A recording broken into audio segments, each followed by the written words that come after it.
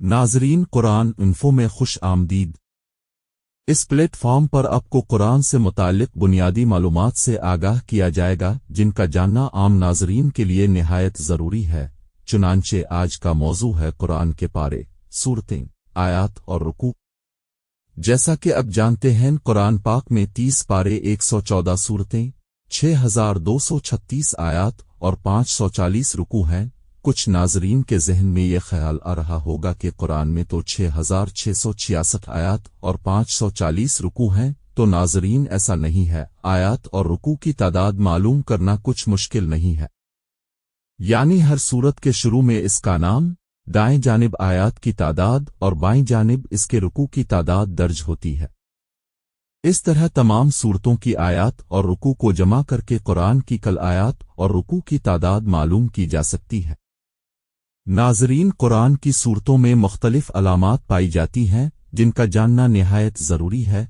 इनमें दो ये हैं, आयत नंबर की अलामत और दूसरी रुकू की अलामत। हर आयत के आखिर में एक दायरा बना होता है जिसमें नंबर दिखाई देता है।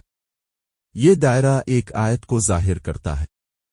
दूसरी अलामत है रुकू। इसको अरबी के लफ्ज़ ऐन से जाहिर किया जाता है।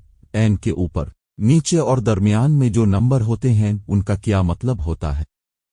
ऐन के ऊपर वाला नंबर सूरत के रुकू नंबर को जाहिर करता है, नीचे वाला पारे के रुकू को जाहिर करता है और बीच वाला नंबर ये जाहिर करता है कि पिछले रुकू और इससे आगे वाले रुकू के दरमियान कितनी आयत है। मिसाल के तौर पर पहले पारे में सूरत बकरा के 16 रुकू हैं। इस तरह पहले रुकू पर ऊपर एक और नीचे भी एक लिखा होगा क्योंकि ये सूरत का भी पहला रुकू है और पारे का भी, और पारे के आखिरी रुकू के ऊपर भी 16 होगा और नीचे भी, मगर दूसरे पारे में नीचे वाला नंबर बदल जाएगा जो कि 1 होगा और ऊपर वाला 17 होगा।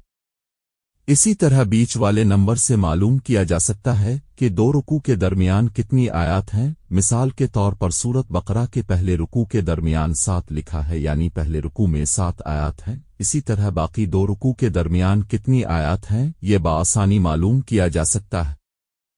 तो नाजरीन इसी तरह हम बाकी अलामात के बारे में अगली वीडियो में आगाही पेश करेंगे इंशाअल्लाह। जज़ाकल्लाह।